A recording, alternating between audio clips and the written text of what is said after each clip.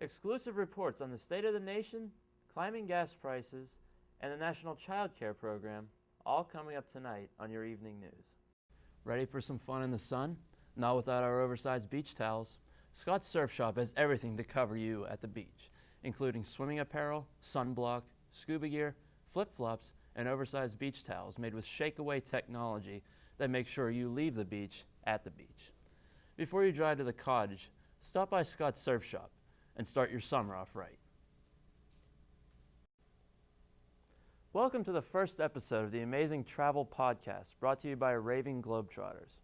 In this episode, we'll be traveling to New Zealand, chatting it up with some locals, meet some members of New Zealand's indigenous people, the Maori, and take an audio tour of the picturesque landscapes where the epic Lord of the Rings trilogy was filmed. New Zealand is clean, green, and the undisputed crowning jewel of the Southern Hemisphere. Now that we've outlined the show, let's get started. Better for my legs. You may begin. What's up, everyone? Welcome to Up Late with Alex Blair. My guest this evening is Mr. Zach Kresak. How are you doing tonight, Zach? I'm good. How are you tonight, Alex? Fine, thanks. Good. Now, I understand that you had a bit of a rough morning. Oh, man, this morning, yeah. Want to tell me a little bit about that? Yeah. Well, I had to go to traffic court. I got a ticket for not coming to a complete stop at a stop sign. So I went into court. I was the second one there, but I went in there and the judge says 0 points. I'm happy. You're happy. Everybody wins. Everybody wins. So, great. it really wasn't nothing to worry about. I was getting all worried for nothing. It always seems like that sometimes. Tell me about it. Now, you wear a size 17 shoe. Is that right? I got a pretty big shoe. That's very accurate. Yeah. Wow. I've had people take pictures of my shoes before. Really? No joke. They ooh, they awe, they say wow. It's like the eighth wonder of the world. Maybe. But yeah, 17. It's, all goes with the territory with being 6'4". I understand you play hockey too. You have to get bigger skates. Yeah, not bigger skates. Actually, because ice hockey costs so much. It's better to form the skate to your foot. And that's all I did was just mold the skate to my foot. And just, it makes it so much more easier just to make the save. All right, cool. Now, I heard a rumor that you had braces for 8 years. Is that true? Oh my God, yeah. 8 years? It started early in my life. What is it, 3rd, 4th grade? Yeah, and for a very long time, lost me some ladies, and just because they didn't find braces attractive, I suppose. I don't. That's rough. Yeah, it was very rough. Tell me about it. It was painful too. I still got indentations in my mouth because of those damn braces. Yikes. Yeah. You, I heard you gave out your signature. How many times yesterday? Oh, well, yesterday, interesting story. I was wearing my Phantom of the Opera shirt, and I went into PNC Bank to make a deposit. And the bank teller says, "Oh, there's a show opening on the 21st at the Byham Theater. Do you know about it?" I said, "Well, yeah, I'm in it." "Oh, I'm going Saturday, the 23rd. Are you in that?" I was like, "I will be in that show." She said, "Oh, can I have your autograph?" I said, "Yes."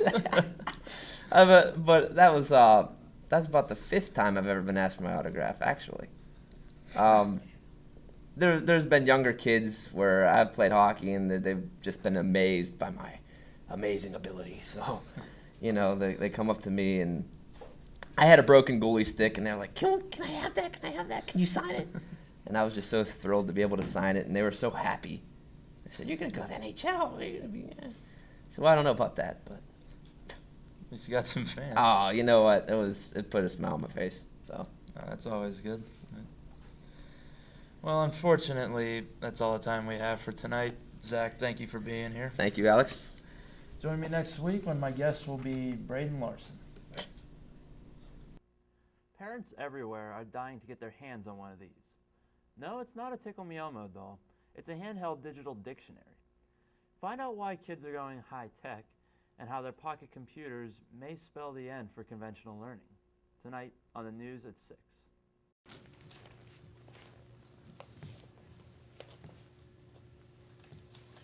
Doctor, how would you characterize the care provided to Mr. Cole by the Linden VA Hospital? Consistent with the level of care in the facility. Consistent with the level of care in the medical community at large? I'm not sure I understand you. Mr. Cole received excellent care. People's 28. These are his treatment records. Can you tell me if he was given a prescription for mood stabilizers when he was released from your facility? No, I don't see it.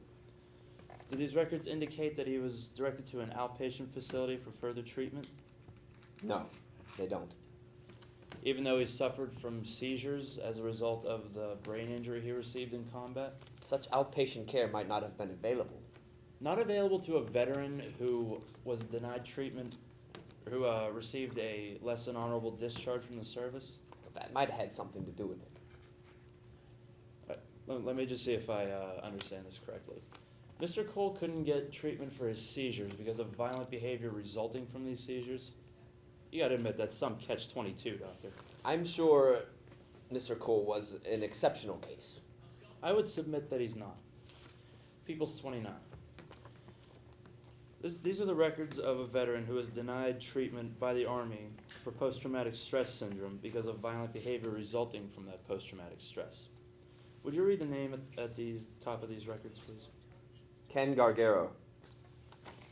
The homeless veteran who killed the veteran your facility released without proper medical treatment. Your facility. You testified, Doctor, that Mr. Cole's care was, quote, consistent with the level of care in your facility. Is it consistent with the level of care in your facility to place wounded veterans in rooms rife with mold or infested with rodents? That's not a fair question. Or provide housing for our wounded that is putrid from the stench of faulty plumbing? You don't understand. We're a $14 million shortfall alone. We don't have the type of money for any... For what? Proper care? Doctor, when we send our soldiers, no. When we send our children to fight a war of choice, do we not have the patriotic duty to provide for the ones who come back alive, whatever the cost may be? Yes, of course, but we didn't expect this rate of survival, this amount of wounded. Never expected? Wait, Doctor, let me get this straight. Are you saying that it would have been more convenient for you, for the VA hospital, if more of our soldiers came back dead? Rolling. Yeah, You froze our account. I did. You froze the account. I had to get your attention, Mark. Do you realize that you jeopardized the entire company? Do you realize that your actions could have easily destroyed everything I've been working on? We've been working on it. Without money, the company can't function. If the servers are down for even a day, our reputation is damaged irreversibly. Users are fickle. Friendster's proven that. Look, Even a small exodus, even a few people leaving, would reverberate through the whole user base. The users are interconnected. That's the whole fucking point. College kids are online because their friends are online. And if one domino goes, then all the dominoes go. Do you get that? I'm not going back to Caribbean night, the Jewish fraternity. I got a fire in my apartment. Did you like being nothing? Did you like being nobody? Did you like being a pasty-faced geek? Do you want to go back to that? Hold on, I'm putting you on speaker. That was the act of a child, not a businessman. And it certainly wasn't the act of a friend. You know how embarrassed I was when I tried to cash a check? And I was with a girl, Wardo. It happened in front of a girl. I'm not going back to that life. Yeah. Okay, maybe you were angry. Maybe you were frustrated. I'm willing to let bygones be bygones, because I've got some good news. Look, I'm sorry. You're right. I mean, it maybe was childish and I was angry. I had to get your attention. I said I've got some good news. What is it? Peter Thiel just made an angel investment of $500,000. What? $500,000. And he's setting us up in an office. They want to reincorporate the company. They need your signature on some documents, so get your ass on the next flight back to San Francisco. I need my CFO. I'm on my way. Wardo, Yeah. we did it.